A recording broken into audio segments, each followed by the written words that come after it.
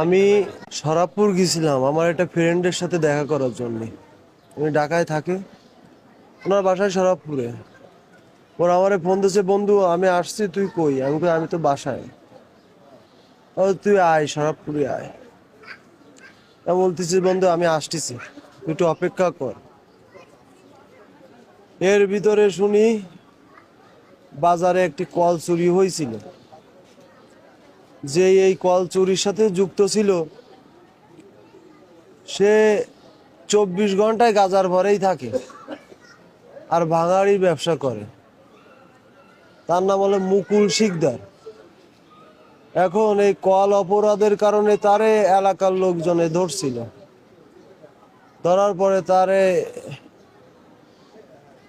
মানে অনেক মারধর করেছে, মানে সে মারধরের দেখা যায় না। সে পাগল ছাগল মানুষ।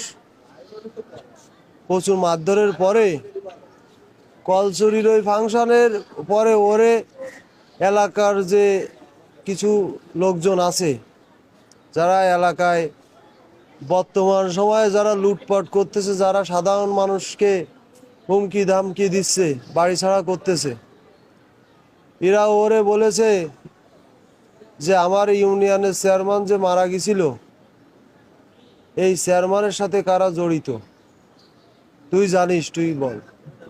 ও পাগল বলেছে, স্যার আমি ভাঙাড়ি ব্যবসা করে খাই, আমি এসবে কিছু জানি না। ওরে এমন মাইদা দেশে দিয়ে ওরে বলেছে যে তোর যার যার নাম বলতে বলবো তুই তার নাম বলবি, তা নাহলে তোরে রক্ষা নেই। পরে ও নাম বলেছে, কিছু মানুষের নাম বলেছে, আমার নাম বলেছে, আমি জানি না। আমি আমার বন্ধুর সাথে শরাবপুরে একটা চার দোকানে কেবল ঢুকবো, কথা বলবো, ওই সময় আমার দুইজন লোকে আমার যায় ধরেছে, ধরে বলতেছে তুই রবিরি মারিসির, তোর নামে ওই মুকুল শিকদার ও জবানবন্দি দিয়েছে তুই রবিরি মারিসির, তোরে এমন আমাদের সাথে জাতিবে। আমি বলতেছি কোথায় যাব? ও বলতেছে বানিয়াখালী জাতিবে কাউন্সিলি আমারে। আমি বলেছি যে এই এই মামলার যারা এজাহারভুক্ত আসামি ছিল, আমি এর এজাহারভুক্ত আসামির মধ্যে আমার কোনো নাম নাই। আমি সাধারণ ছেলে, আমি কৃষি কাজ কাম করে খাই, আমি এই হত্যাকাণ্ডের সাথে জড়িত না। বলেছে তোর নাম বলেছে, তুই স্বীকার করবি, করে তাই তুই আসবি। বলার পরে ওরা আমার মোটর সাইকেলে উঠায় আমার কাউন্সিলে নিয়ে আইছে। আনার পরে গাড়িতে নামানো তো দেরি, নামাতি দেরি, এর ভিতরে 15-20 জন আমারে আইসে অতর্কিতভাবে আইসে মারধর। পরে আমারে চোখ বলতেছে "এ চোখ উঠাই ভাল, এ রবির হত্যা করেছে, এ রবির হত্যার সাথে এটি জড়িত"। আমি বলতেছি যে না, আমি এর কিছু জানি না। পরে 10-15 জন লোক এসে আমারে ধরেছে, ধরে আমার এই গলায় ওরা ওই রশি পেঁচায় এরকম টাইনে ধরেছে। আমার তো জিবা টুবা বের হয়ে গেছে আমার তো। পরে কিছু লোক আমার চোখ উঠায় ফেলবে, চোখের মধ্যে যখন হাত ঢুকায় দিয়েছে তখন আমার আর জানে পানি নেই। তখন আমি তাড়াহুড়ো করে আমার নিজের যান বাঁচানোর জন্য আমি ওদের সাথে যুদ্ধ করে আমি ওদের মুখের থেকে হাতটা সরাই, মানে আমার চোখের থেকে হাতটা সরাই আমি মুখ এইভাবে চেপে ধরে আমি বুট হয়ে পড়েছি। ওই সময় 10-15 জন লোক একজ আমার 15-20 মিনিট ধরে ওই জায়গায় ফ্লোরে কাউন্সিলের সামনে আমার মারে অজ্ঞান করে ফেলাছে। পরে ওই জায়গাতে আমার নিয়ে কাউন্সিলের উপরে উঠাইছে, ওই জায়গায়ও যায় ব্যাপক মার। পরে আমি বলতেছি আমি কিছু জানি না, আমারে মারে ফেলান, আমি আর মার সহ্য করতে পারতেছি না। পরে ওই জায়গাতে ওরা কাউন্সিলের একটা রুম খুলে ওই রুমের মধ্যে আমারে নিয়ে 16-17 জন মানুষ আমারে 2-2.5 ঘন্টা আমার শারীরিকভাবে মানসিকভাবে নির্যাতন করেছে। আমার এমন কোনো শরীরের এমন কোনো অঙ্গ প্রত্যঙ্গ নেই যে ওরা আমারে মাতৃ বাদ রাখিনি। হ্যাঁ, তাদের আমি সবাইরে চিনি। প্রথমে আমারে হিট করেছে অবায়দুল খান, চাঁদ দোকানদার, তার পিতা মৃত শাহাদাত খান, তারপরে রবির চাচাতো ভাই মনি, তারপরে রবির চাচাতো ভাই কিবরি, ওর ছেলে শাকিল, তারপরে আরেকটা ছেলে ছিল বাচ্চা, তারপরে ছিল আপনার 8 নম্বর ওয়ার্ল্ডের মেম্বার মাসুদ, তারপরে ছিল শফিক, আরো অনেকে, মানে 17-18 জন সবাই আমার ইউনিয়নের। এমন ভাবে ফিটাইছে দিয়ে বলতেছে তোরে মাইরেই ফেলাবো, তুই যদি আমায় কথা না শুনিস তোর পৃথিবীর কেউ নেই আজকে তোর এই জায়গাতে জানে ফিরে নিয়ে যাবে। যে বল অবায়দুল থেকে মারা আছে, বল মামুন থেকে মারা আছে, বল রফিক মেম্বার থেকে মারা আছে, বল আলামিন থেকে মারা আছে, বল আজগার বিশ্বাস তারা থেকে মারা আছে, বল আলফুর খান থেকে মারা আছে, আর একটা আসামি ছিল সন্দেহজনক ভাবে ধরছিল এই গুটু দিয়ার বাবু, ইরা থেকে মারা আছে। আমি বলেছি আমি মিথ্যে কথা বলতে পারবো না, আমারে মায়ের ভাই আমার জান বাঁচানোর খরচ, আমি জান বাঁচানোর জন্যই ওদের কথা মতো আমি মিথ্যাভাবে বলেছি যে এরা ছিল, কারণ আমার তো বাঁচতে হবে। একটা মানুষই যদি 2-2.5 ঘন্টা ভাবে 16-17 জন লোক নির্যাতন করে, আমি তো সেন্সলেস হয়ে পড়ে গেছি, আমার তো বাঁচতে হবে ভাই। পরবর্তীতে ওরা আমি তো সামনে অজ্ঞান, নাম ঠাম বলা হয়ে গেছে, ওরা ভিডিও করেছে, করার পরে থানার পুলিশরা আমারে হেফাজতে নিয়ে যাওয়ার সময় তখনও আমারে ইট পাটকেল দিয়ে মারপিট, মানে আমারে ওরা বাঁচায় রাখবে না। পরে আমি কোনো কায়দায় যান নিয়ে আমি গাড়িতে উঠার পরে থানার পুলিশ আমারে নিয়ে তাদের হেফাজতে রাখছিল। তারপরে খুলনা জেলার এডিশনাল এসপি গেছে থানায়, যার পরে উনি ঘটনাস্থলে যায় দেখেছে যে আমাদের মিথ্যাভাবে ধরে নিয়ে এরা নির্যাতন করেছে। পরে এসপি স্যার ঘটনাস্থলে যায় দেখেছে সব বানোয়াট, তারপরে আমাদের থানার থেকে ছেড়ে দিয়েছে, দিয়ে বলেছে যে তোমরা যায় 250 বেডে ভালো চিকিৎসা নাও। প্রাথমিক চিকিৎসা নিছিল আমাদের ডুমুরিয়া হাসপাতালে। আমরা চাচ্ছি এর সঠিক বিচার, আমাদের জীবনের নিরাপত্তা কি। আমাদের যদি এই সন্ত্রাস বাহিনী অতর্কিতভাবে, আমরা কিছু জানি না, বাসার থেকে উঠাই নিয়ে নিরপরাধ নির্দোষ মানুষের সাক্ষী দিতে বলে, আমরা তো মিথ্যা, আমরা জানি না কি সাক্ষী দেব, না দিলে আমাদের জীবনের হুমকি, আমাদের জীবন নিয়ে আমরা এর সঠিক বিচার চাই। আমার নাম মোহাম্মদ রফিক শেখ, আমি এক্স মেম্বার। আমি এই ইউনিয়নের ভারপ্রাপ্ত চেয়ারম্যানের দায়িত্ব পালন করেছি। নুরুদ্দিন সাহেব মারা যাওয়ার পরে আমি ওবায়দুল হাওলাদারকে নিয়ে আমি দলীয় নির্বাচন করেছি ইউনিয়ন পরিষদের নৌকামার্কা প্রার্থী। কালকের ঘটনা হচ্ছে আমি বাড়ি থেকে ঘেরে গেছিলাম, ঘেরে যাওয়ার পরে শুনি যে মুকুল শিকদার নাম করে একজন ওই মানে কল চুরি করেছে, তারে ধরে তারে মারধর করে স্বীকারোক্তি করাচ্ছে কল চুরি করেছে সে, তাদের স্বীকার করাচ্ছে যে তুই বল যে ওই রবি মার্ডার কারা করেছে, করাচ্ছে হচ্ছে সুরাব মূলত নেতৃত্ব দেশে, ওই জায়গায় মঞ্জির আছে, ওর ভাই মঞ্জির আছে, তারপরে সুরাব আছে। আমার মনে হয় এর ভিতরে ইনভলভ থাকতে পারে, এটা সম্ভব বেশি। উনের চামচা, ওনাদের চামচা এই মনোরঞ্জন দাস আছে, এই রবির আছে চামচা, এরাই থেকে এই সমস্ত নাটক করাচ্ছে। আমাকে তো সেই বিলি থেকে মারে তাড়া দিছে, আমি নদীর সাইডে গেছে, ওখান থেকে আমি ওই মালদের আছে ট্রলারে যে আশ্রয় নিয়েছিলাম, ট্রলারে আশ্রয় নিয়ে ওই ট্রলার থেকে যখন আমি ওই গোল শেষ হয়ে গেছে, জাল শেষ হয়ে গেছে, আমি জাল ধরা শেষ হয়েছে, আমি ডাঙায় আসার পরে ওরা ওত পেতেছিল, ওরা আমাকে ওই জায়গায় ধরে। ও আমার ধরার উদ্দেশ্য হচ্ছে আমি ওবায়দুল হাওলাদারের পিছনে নেতৃত্ব দিই, মানে দেখা যাচ্ছে ইউনিয়ন আমি আওয়ামী লীগের আছে উপজেলা কমিটির সদস্য ছিলাম, আমি যাতে নেতৃত্ব না দিলে আমাকে পঙ্গু করে আমাকে মারিয়ে ফেলবে সেই মানে মিশন নিয়ে ওরা আমাকে অ্যাটাক করে আমাকে বেদম মেরেছে। এই দেখেন হাঁটু টাটু এই দিয়ে, এবং আমার বুকের এই যে অবস্থা, হাতের যে অবস্থা, আমাকে তো একবার মানে জীবন মানে শেষ করে দেয়। আমার এই মুখে ইট মেরেছে, এই নাক দিয়ে 1 কেজির মতো রক্ত পড়েছে। তারপরে দেখা যাচ্ছে ওই অবস্থা আমাকে কাউন্সিলে নিয়ে গেছে, নিয়ে যে ওখানে ক্যাম্প আছে, ওই ক্যাম্পের হেফাজতে রেখে ওখানেও ক্যাম্পের যে যারা পুলিশ আছে তাদের তারা চেক দিতে পারেনি আমাকে, মানে অত্যন্ত ভাবে দেখা যাচ্ছে জীবন মানে শেষ করে দেওয়ার মতো মানে মানে মারধর করেছে। আমি শেষ পালে এক পর্যায়ে আমি অচেতনে পড়ি, তারপরে আমি কিছু বলতে পারি না, আমি বাঁচিয়ে আছে কি মরে আছে আমি বলতে পারি না, আমি একেবারে অচেতন অবস্থায় পড়ে আছি। আজ যদি এইভাবে চলে, দেশে যদি এই অবস্থা চলে, তাহলে দেশের সাধারণ মানুষ কিন্তু মুখ ফুটে কথা বলতে পারবে না। ওরা এলাকায় অত্যন্ত সন্ত্রাসী কার্যক্রম চালাচ্ছে, মানুষের মানে যাচ্ছে তাড়াহুড়ো করতেছে, মারতেছে। সবার কথা একই কথা যে ওই উবাইদুল হাওলাদারের মানে পিছনে যারা আছে তার কি একটাও ইউনিয়নে রাখা যাবে না, সবারই বেদম মারপিট করে ওদেরকে ইউনিয়ন ছাড়া করতে হবে। আমাদের রাত্রি ওই পুলিশ গেল এবং আমার ইউনিয়ন কাউন্সিলই ওখানে আমরা মানে ওই যে ক্যাম্প ছিল, ক্যাম্পে আমাদের সেনাবাহিনীর কর্মকর্তারা ওখানে গেল, সেনাবাহিনীর লোকজন যে আমাকে ওখান থেকে উদ্ধার করে আমাকে নিয়ে গেল আছে ডুমুরি হসপিটালে। ডুমুরি হসপিটাল ওখানে আমার নিরাপত্তা মনে করিনি, ওখানে থাকলে হয়তো আমার আরও ক্ষতি হতে পারে, সেই জন্য ওখান থেকে ডুমুরি হসপিটাল থেকে আমাকে এই 250 বেডে ট্রান্সফার করেছে।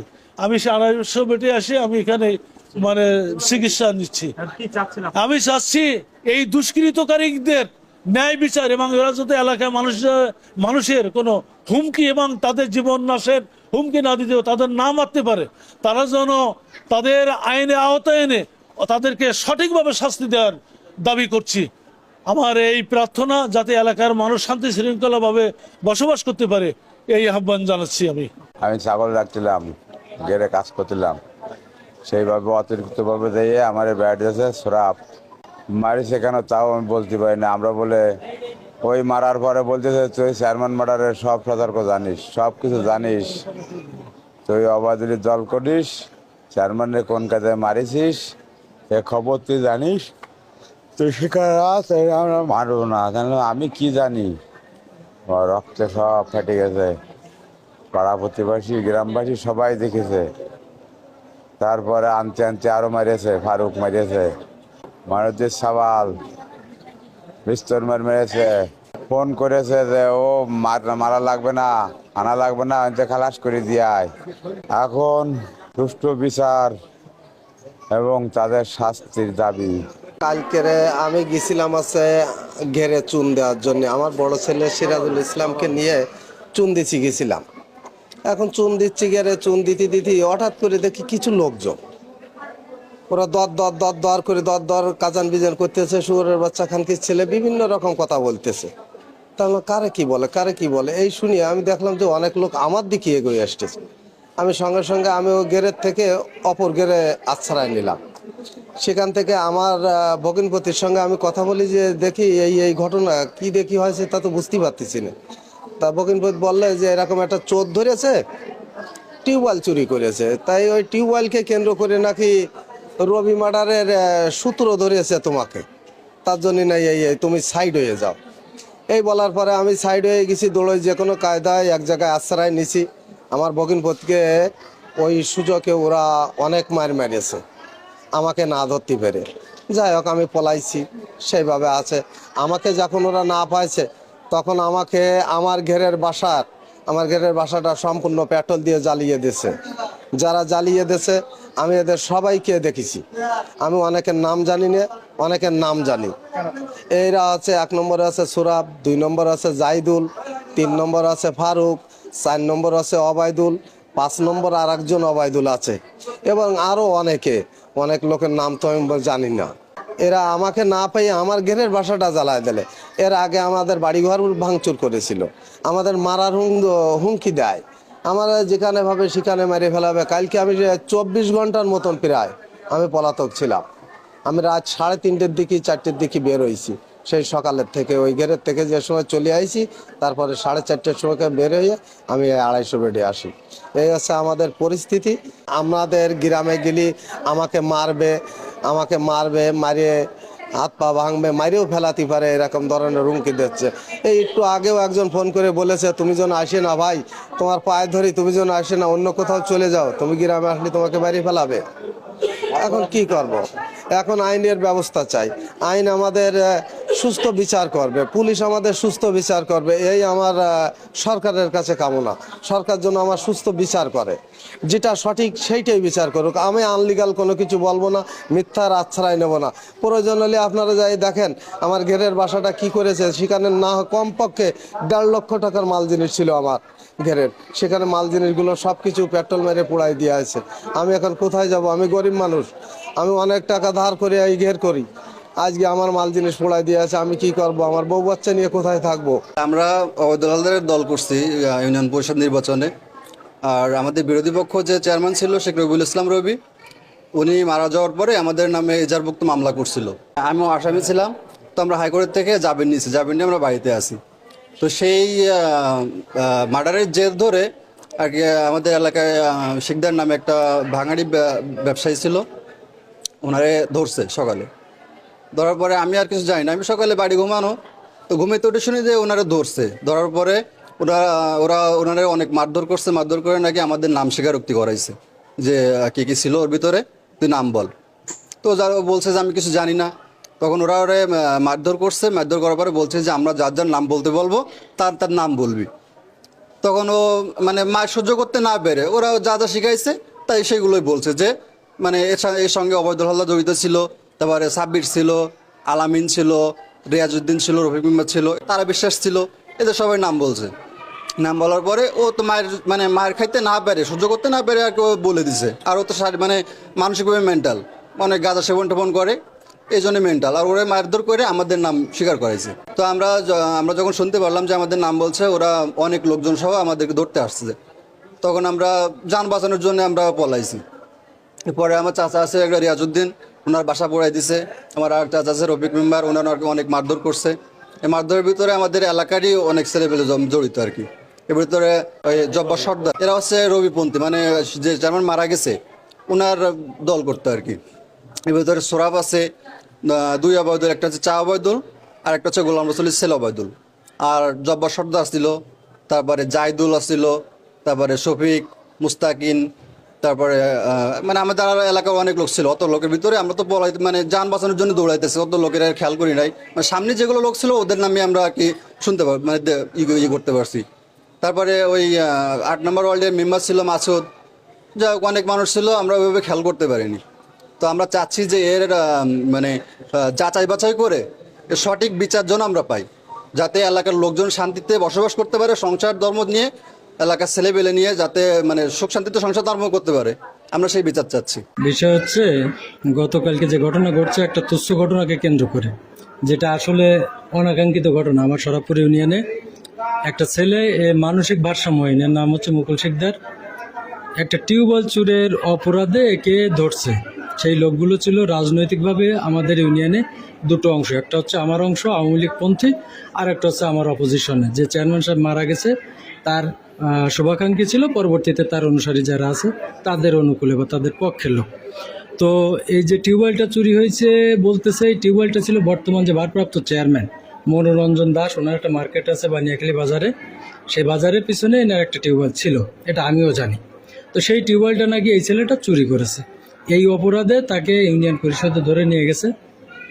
ধরে নিয়ে যাওয়ার পরে এই চেয়ারম্যান, ভারপ্রাপ্ত চেয়ারম্যান, এটাকে সুন্দরভাবে টেক আপ না করে এলাকায় পূর্ব পরিকল্পিত একটা বিশৃঙ্খলা সৃষ্টি করার জন্য এই ভারপ্রাপ্ত চেয়ারম্যান মনোরঞ্জন দাস এই চোরকে তাকে শাস্তি না দিয়ে, অথবা চুরি করেছে কিনা আদেও সেই তথ্য উদ্ঘাটন না করে, এদেরকে জনতার হাতে, যারা ওখানে 2টো অংশে বিভক্ত, সেই একটা অংশ আমার অপোজিশনের যে অংশ, তাদেরকে, তার ভিতরে যারা দুর্ধর্ষ প্রকৃতির লোক আছে, যারা এলাকায় বিশৃঙ্খলা করে, যারা মারপিট করে, ভাঙচুর করে, অগ্নিসংযোগ করে, এই কিছু ছেলে পেলে সুনির্দিষ্ট, তাদের হাতে এই ছেলেটাকে তুলে দিয়েছে।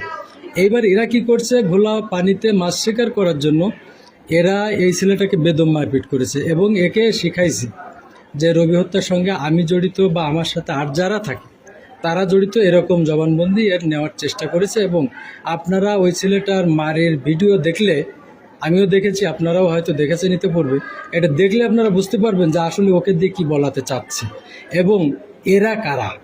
আসলে প্রকৃতপক্ষে আমরা যারা রবি হত্যাকাণ্ডের আসামি আমাদেরকে করা হয়েছে, আমরা মহামান্য হাইকোর্ট থেকে জামিন নিয়েছি, হাইকোর্ট থেকে 2বার আমরা জামিন নিয়েছি, অগ্রিম জামিন নিয়েছি। তারপরে আমরা নিম্ন আদালতে আত্মসমর্পণ করার পরে এখানে আমরা জেলখানা থেকে দীর্ঘদিন কারাভোগ করে আমরা সেখান থেকে জামিন নিয়ে সকলেই আমরা মুক্ত। দীর্ঘদিন যাবত আমরা আমি এলাকায় না থাকলেও আমার লোকজন এলাকায় আছে, সকলে শান্তিপূর্ণভাবে বসবাস করতেছে। কিন্তু হঠাৎ একটা এই তুচ্ছ ঘটনাকে কেন্দ্র করে এরা গোলাপানিতে মাছ শিকার করার জন্য এবং পূর্ব পরিকল্পিতভাবে এরা এই ছেলেটাকে যে মানসিক ভারসাম্যহীন, তার কথা মতো এলাকার থেকে আমার উপজেলা আওয়ামী লীগের সাবেক সদস্য রফিক মেম্বার, যিনি এক্স চেয়ারম্যান ছিলেন ভারপ্রাপ্ত আমার ইউনিয়নে, তাকে বেদম মারপিট করেছে। তার ঘেরের থেকে ধরে এনে আমাদের আরেকটা ছেলে শান্টু শেখ, তাকে নিয়েছে। আমার চাচাতো ভাই একটা, আমার বাড়ি মানে আপন না হলেও আমার প্রতিবেশী, এক আলিয়াই বাড়ি, সাব্বির গাজী, তাকেও নিয়ে আসছে। তাকেও মানে প্রচুর মারপিট করেছে।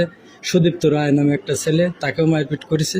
এরকম 5 জনকে, মানে ওই ছেলেটা বাদে 5 জনকে তারা প্রচণ্ডভাবে, সেটা আপনারা তাদের মুখ থেকেই শুনতে পাবেন যদি আপনারা জিজ্ঞাসা করেন। আর হচ্ছে বিভিন্ন ভিডিও ফুটেজ আছে, আমি আপনাদেরকে দিয়ে সহায়তা করতে পারবো, দেখলে আপনারা বুঝতে পারবেন। তো তাদেরকে বেদম মারপিট করে এমন একটা পরিস্থিতি সৃষ্টি করেছে যে এলাকায় আমার নামে এবং আমার রাজনীতির নামে এবং আমার সংগঠনের নামে কোনো লোক থাকবে না ইউনিয়নে। ওদের মিশনটা হচ্ছে এরকম, এবং এটা ওদের অনেক পূর্ব পরিকল্পিত। সঙ্গত কারণে ওরা এই অঘটনটা, আর এর আগেও ওরা একাধিক বাড়িঘর আমার ইউনিয়নে ভাঙচুর করেছে, অগ্নিসংযোগ করেছে এবং লুটতরাজ। এদের মূল কাজ হচ্ছে একটা বাড়ি যে ভাঙচুর করলে ওই পরিবারে কেউ থাকে না, ওই ঘরে যা থাকে সব কিছু এরা লুট করে। এই হচ্ছে এদের পরিকল্পনা, এবং পরিকল্পনা মাফিক এরা এগোয়েছে। গতকাল আরেকটা ছেলে রিয়াজউদ্দিন নাম করে, তার ঘেরের যে ঘর, 3টে ঘের একসাথে, সেই ঘেরের ঘর মাল সামানা যা থাকে বাসার ভিতরে, সেটা আগুন দিচ্ছে দিনের বেলায়। এদের এই সমস্ত পরিকল্পনা এরা বাস্তবায়ন করে চলেছে। আমি অবশ্যই আপনাদের মাধ্যমে প্রশাসনের দৃষ্টি আকর্ষণ করি। সেটা হচ্ছে প্রশাসন গতকাল যে ভূমিকা নিয়েছে, সেনাবাহিনী সহ ডুমুরিয়া থানা পুলিশ এবং ওসি মহোদয় যিনি আছেন ভারপ্রাপ্ত কর্মকর্তা, তাকে আমি ধন্যবাদ জ্ঞাপন করি এই কারণে যে এই বিষয়টা একাধিকবার উনি এলাকায় লোক পাঠিয়েছেন, ওনার তরফ থেকে ফোর্স পাঠিয়েছেন, অফিসার পাঠিয়েছেন, সেনাবাহিনী গেছে।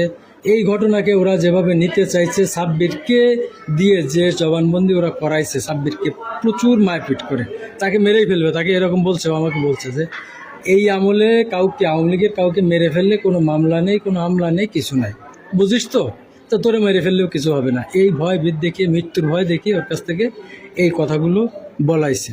সে তার সঙ্গে আপনারা যদি কথা বলেন, প্রকৃত ঘটনাটা আপনারা পাবেন।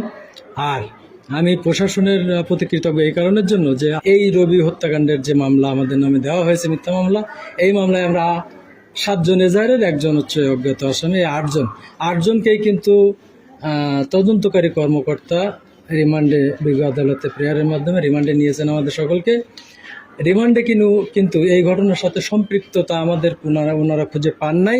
সঙ্গত কারণে আবার উনি রিপোর্ট দিয়েছেন যে আমরা এই ঘটনার সাথে সম্পৃক্ত আছে কিনা, মর্মে যা যা লেখার ওনারা কিন্তু সেটা লিখে দিয়েছেন।